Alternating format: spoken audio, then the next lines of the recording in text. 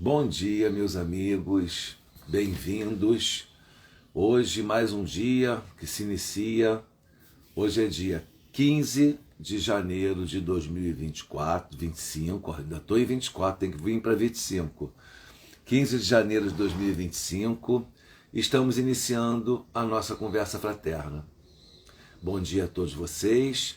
E hoje nós vamos ler o capítulo 32 do livro Palavras de Vida Eterna, da psicografia de Francisco Cândido Xavier pelo Espírito Emmanuel. Bom dia, Madé, seu José Reginaldo e Dona Conceição. Bom dia, Verônica. Bem-vindos, obrigado pela presença. Vamos à leitura do capítulo 32 do livro Palavras de Vida Eterna, que tem como título O Amor Tudo Sofre. Bom dia, seu Luiz. Bem-vindo, querido. O amor tudo sofre.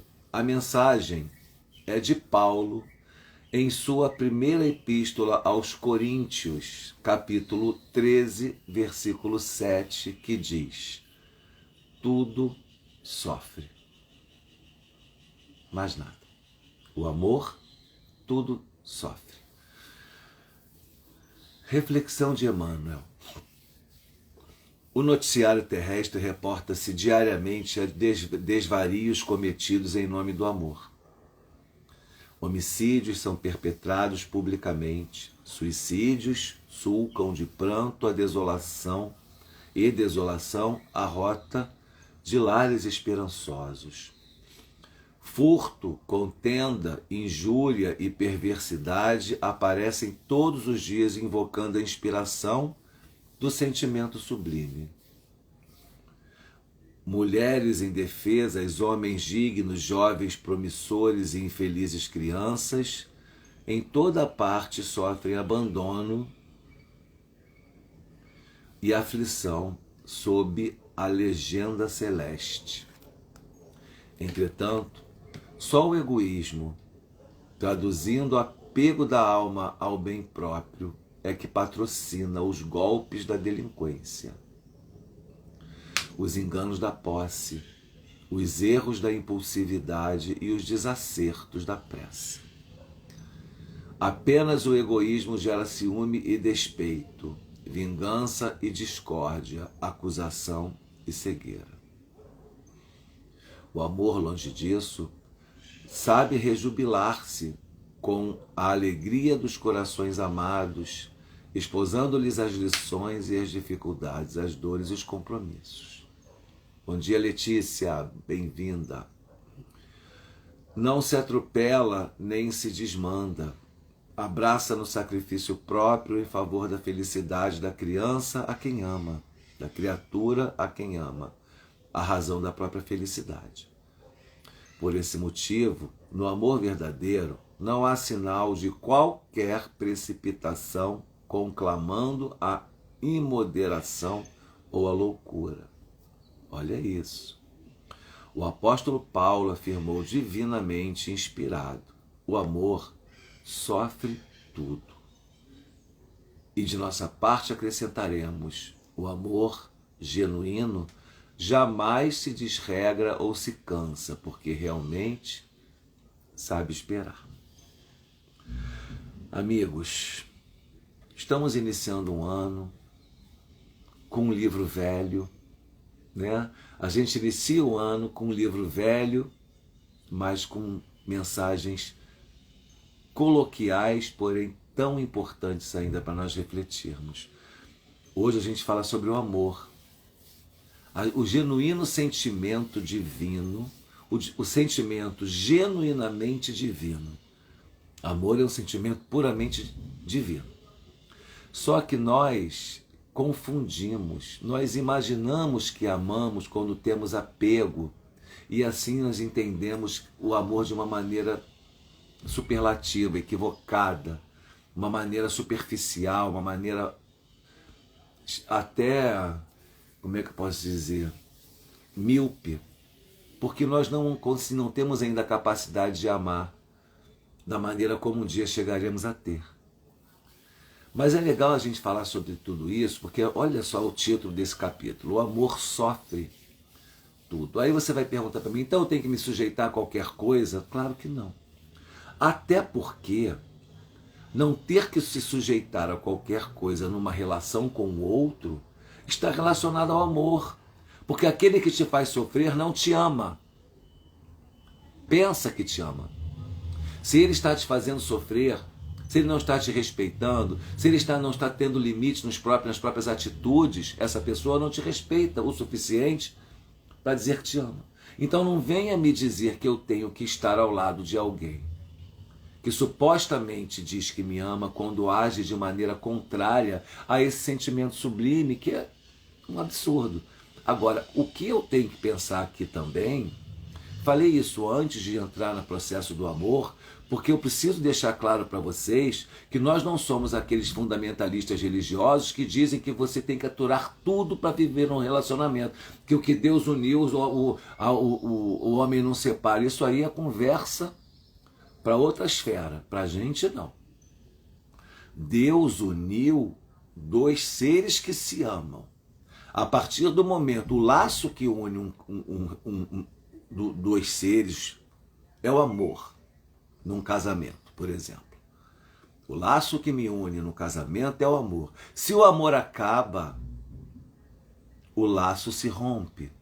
Se o laço se rompe, não sou eu quem está separando aquilo que Deus uniu. Aconteceu. O próprio laço se rompeu. Então não tem sentido ficar numa relação por conta de uma convenção. Por isso que nós não somos contra o divórcio. Nós entendemos, enquanto espíritas, que precisamos buscar a felicidade, mas com responsabilidade. Responsabilidade emocional, responsabilidade com o que você planta no coração do outro. Então eu sou um pai de família, tenho 3 filhos, uma esposa, e de repente chego aos 40, 50 anos de idade, meus filhos adolescentes, ou em tenra idade, eu resolvo me apaixonar pela fulaninha da esquina e largo a minha família, abandono todo mundo e vou viver meu grande amor porque eu mereço ser feliz. Não, está errado. Não merece ser feliz dessa maneira.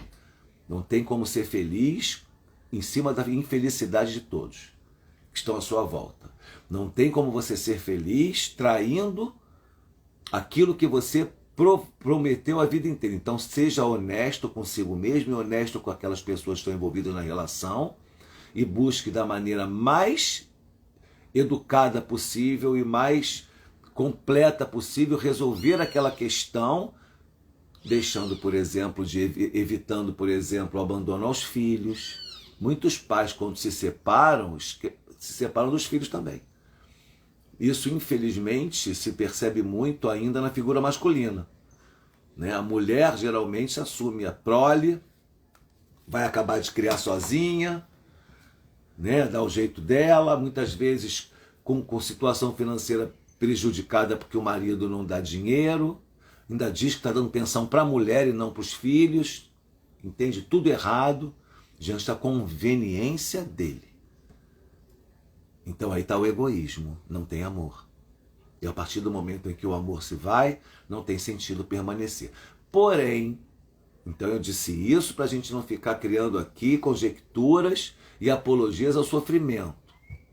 Porém, o que Emmanuel está me propondo aqui, juntamente com Paulo de Tarso, é falar sobre o amor, é entender a essência do amor. Como é que eu posso entender se eu te amo? Eu tenho uma relação com uma pessoa. Então, se eu pensar, esquece a pessoa, agora eu vou falar de mim. Como é que eu expresso esse amor? É com apego? É com egoísmo? É com cobranças? É com desinteresse? É com abusos psicológicos? Muitas vezes as pessoas são agressivas psicologicamente, grosseiras com o ser amado, ao argumento de que eu sou assim. Muitos colocam a culpa no signo. A pessoa vai atravessar a rua, outra grita. Enfim, você está vivendo uma situação dentro da sua casa, a pessoa por acaso aconteceu, sei lá, deixou algo fora do lugar, que você já falou 50.000 vezes para a pessoa não deixar. Mas a pessoa deixou. Lembra do ano passado, no retrasado, a gente falava muito, dava muito exemplo da toalha, né? Você detesta a toalha molhada na cama e teu marido ou tua esposa vai lá e larga a toalha exatamente na cama.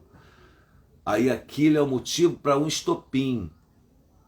Se aquilo é motivo para o estopim, eu sinto lhe informar, você não ama. Sabe por quê? O amor tudo sofre. E isso não há de ser uma sangria desatada dentro de uma situação, de uma relação que se constrói com afetividade, com complacência, com amizade, com consideração e tantas outras coisas mais. Então é legal a gente pensar nesse extremo, como Paulo fala na carta aos Coríntios, o amor tudo sofre, porque a gente vai buscar aí, nesse excesso, as nossas possibilidades de renúncia dentro da relação. As nossas possibilidades de acolhimento, de observação das fraquezas do outro e, ao invés de julgar, acolher. Porque tem isso também. Às vezes a pessoa precisa de um acolhimento, ela está tendo que tomar uma atitude, uma decisão importante na vida, ela precisa de apoio, de acolhimento, de amparo. Aí você vê naquela atitude titubeante da pessoa, naquele momento de medo de um passo, você vê fraqueza. Você não vê humanidade. Aí você vai, marreta a pessoa. Por quê? Tá com medo? Vai à luta, mete a cara. Será que isso vai ser útil naquele momento que a pessoa está intimidada, que a pessoa está humanamente com medo, insegura, indecisa? Qual é o papel de quem ama? Acolher em vez de julgar, evitar o julgamento. O amor tudo sofre no aspecto da gente aceitar o outro como ele é, com as suas fraquezas, com as suas imperfeições, porque nós também somos imperfeitos. Porque quem ama verdadeiramente tem uma consideração pelo outro que vai muito além das nossas próprias expectativas. Quando eu começo uma relação com alguém, na verdade eu estou procurando a mim mesmo naquele alguém. Aí eu começo a projetar no outro os meus anseios. O que eu gostaria que o outro fosse é o que eu quero ser. E aí, você se frustra e a sua frustração te traz um comportamento, muitas vezes, de agressividade, outros de impaciência, outros de indiferença. E aí você diz que isso é amar. Ah, pelo menos eu estou aqui com ele, eu não larguei ele por causa dessa fraqueza. Mas você está apoiando? Você está ajudando? Você está tentando acolher? Está olhando as suas fraquezas e buscando recompensar? Porque o amor tudo sofre. Eu me lembro uma vez, eu era muito jovem, que meu pai disse que adoraria que eu fizesse medicina. Sabe qual foi minha resposta para ele? Até um pouco malcriada e grosseira. Faz você. Se você quer ser médico, que faça medicina, eu não quero. Precisava ter falado dessa maneira. Foi grosseiro da minha parte. Mas entenda bem, a gente projeta no outro aquilo que a gente gostaria de ser e não foi. Ou acha que não tem capacidade de ser. Aí se o outro frustra os seus planos para ele, você culpa ele, mas você tem que se culpar duplamente. Primeiro, porque você não conseguiu ser aquilo que você quer que o outro seja. E segundo, que você está agindo de maneira cruel com a pessoa que você supostamente ama. Quem ama não bate, quem ama não mata, quem ama não morre de amor. Amor não mata, amor não faz mal, amor só faz o bem. Então, nós precisamos avaliar a nossa relação com o outro, que nós supostamente atribuímos ter um relacionamento de amor. Nós temos que olhar aquela pessoa, aquela relação, aqueles sentimentos que aquela pessoa desperta em mim e o que eu sou capaz de despertar por ela, para entender se eu amo ou não.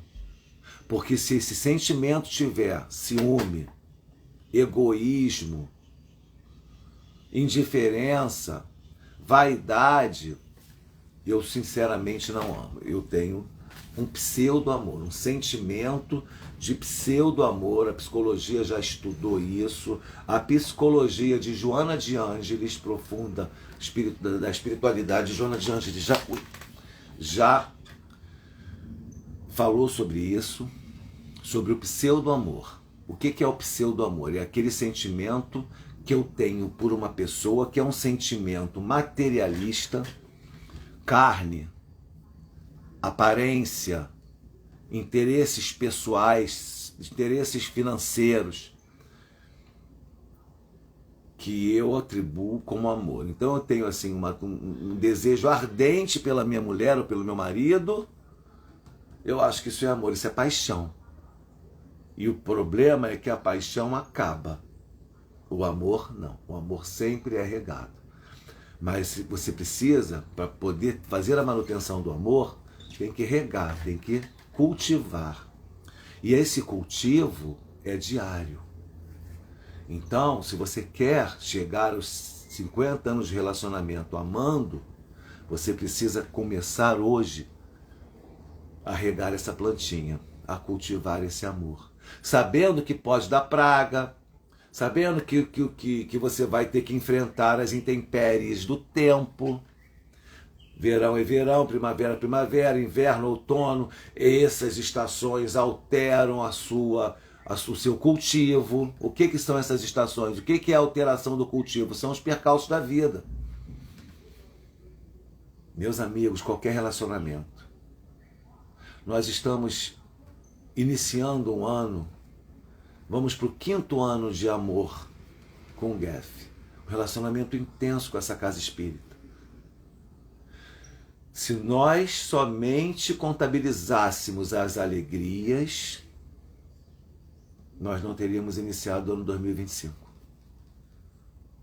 Porque não foi só alegria. Por quê? Porque o amor, ele nos traz desafios. Porque os desafios são nossos. Eu é que tenho que me transformar. Eu é que tenho que sublimar. E com dosagem, com controle, com cautela, com limites. E aí é que é difícil. Esse amor tem que ser saudável. E tem que ser bom para nós dois. Hoje eu digo para vocês, por exemplo, o meu amor com o Geff. Por mais que sejam momentos difíceis, o que há de bom supera em 1000 os desafios ruins. Então eu estou no lucro. Contabilidade está positiva. O dia que ela ficar negativa, eu vou tentar entender o que aconteceu ali. Se já é o momento, se é o momento de parar, se é o momento de mudar alguma coisa, se o meu amor ainda está ali, eu preciso preservá-lo, então eu vou de alguma maneira transformar. E assim é na vida íntima, assim é com os amigos, assim é com os familiares. Às vezes você tem familiares que você não vê, mas que estão ali, que você sabe que pode contar, que são seus amigos, que tem um amor grande. Ontem eu vi um videozinho aqui na internet, no Instagram, aí estava escrito assim no título: o enterro na minha família, quando os familiares se encontram. Era uma festa, porque não se viam, acho que há muito tempo, e são brincalhões, e estavam todos brincando no enterro, no velório, porque não se viam há anos, e se reencontraram e não conseguiram resistir ao carinho uns pelos outros, advindo daquela relação consanguínea mais distante. Então é lindo você ver que as pessoas precisam brindar o amor. E Paulo de Tarso hoje nos traz essa perspectiva com esse destrinchamento de Emmanuel maravilhoso, explicando. Olha o que Emmanuel fala aqui para gente. Olha o alerta que Emmanuel nos dá na reflexão dele. Homicídios são perpetrados publicamente. Suicídios sulcam de pranto e desolação a rota de lares esperançosos. Furto, contenda, injúria, perversidade aparecem todos os dias invocando a inspiração do sentimento sublime chamado amor. As pessoas estão equivocadas, minha amiga. Se o seu marido te humilha, não tem paciência com você, talvez ele não te ame mais. Ou então te ama, mas esse amor está adoecido. Precisa haver ali uma conversa, precisa haver ali uma atenção. Oi, por que você está me tratando assim? Você não percebe que você está me magoando? Você me ama para estar comigo? Então por que você me fere? Porque, olha, furto, contenda, injúria, perversidade aparecem todos os dias invocando a inspiração do sentimento sublime. Isso pode estar acontecendo na minha casa, eu não estou percebendo. Estou vendo a do vizinho, mas não estou vendo a minha. Mulheres indefesas, homens dignos, jovens promissores e infelizes crianças em toda parte sofrem abandono e aflição sob a legenda celeste. Você quer ver um exemplo disso hoje em dia, um pouquinho mais leve? Você vai nos restaurantes, você vai no cinema, você vai em qualquer lugar público, as crianças estão com o celular na mão, os pais estão comendo, estão conversando, a criança está quietinha ali, tá bom. A criança não está interagindo com eles. A criança está abandonada. Precisamos pensar, porque essa criança é o adulto de amanhã. Como é que ele vai me tratar amanhã? O que eu estou dando para ele hoje para construir esse emocional e essa memória afetiva para que amanhã ele se movimente na minha direção também para me dar algo? Ou eles vão colocar na minha mão também um celular quando eu tiver com 90, 80 anos, senta aí, fica lendo isso aí, cala a boca que eu quero conversar com os meus amigos. A gente acaba recebendo aquilo que a gente dá. Isso faz parte. Mas o amor, ele tem que sublimar tudo isso. Então eu preciso ir além das minhas vontades, dos meus interesses. Se eu tenho filho de 5 anos, eu não posso ir para balada. Ah, mas eu vou deixar com a minha sogra, eu não posso, porque é meu filho, é minha responsabilidade. Eu, quando escolhi ter esse filho, eu tenho que fazer renúncias. Eu tive que fazer escolhas. E aí eu assumo integralmente a minha responsabilidade. Só o egoísmo, traduzindo o apego da alma ao bem próprio, é que patrocina os golpes da delinquência. Se existe numa relação qualquer tipo de delinquência, o que está alimentando a relação não é o amor, mas é o egoísmo, o orgulho ou outros sentimentos, mas que não são coadunados, não são harmonizados com o amor, que é a mais pura expressão de Deus em nossas vidas. Então a proposta de hoje não é a análise do que como o meu marido, a minha esposa, meu companheiro, a pessoa que está comigo age. Não é. A proposta de hoje é tentar entender o que eu sinto pelo outro.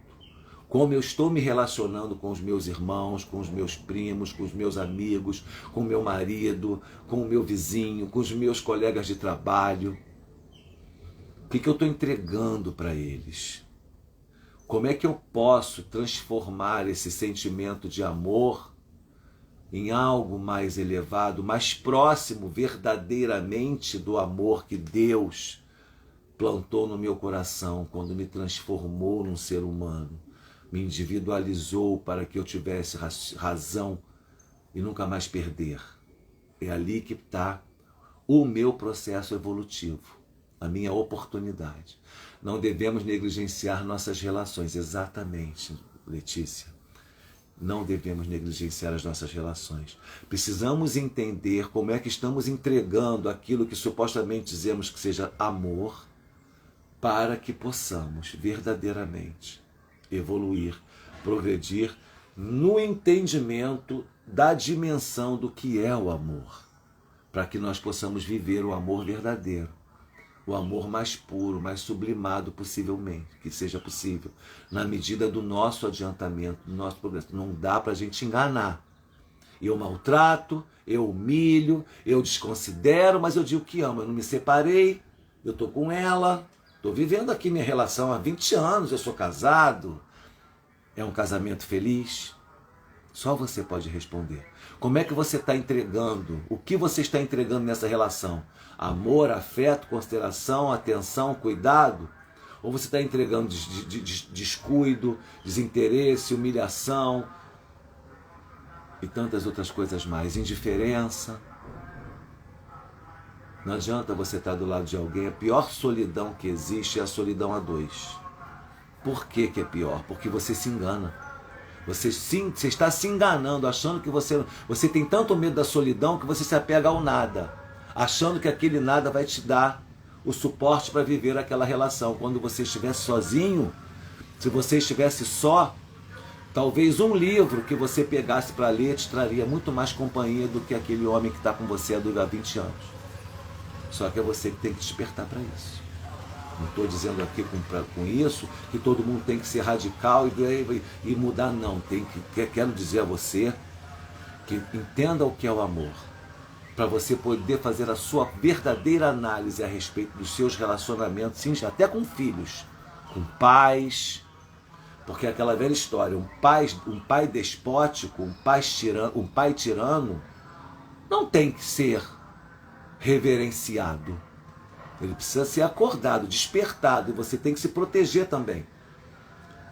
Nós temos que nos proteger. Instinto de preservação também está lá na doutrina espírita. Agora, é preciso entender como eu estou me relacionando com meus sentimentos para que eu possa filtrar os sentimentos, os relacionamentos à minha volta e viver um bom relacionamento de amor. E assim também sublimar, lembrando que a renúncia está completamente coadunada a isso, mas sempre com limite, para não virar absurdo.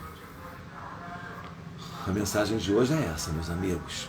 Vamos entender que estamos iniciando o ano, a espiritualidade está nos propondo reflexões profundas para que nós possamos fazer realmente uma transformação em nossas vidas.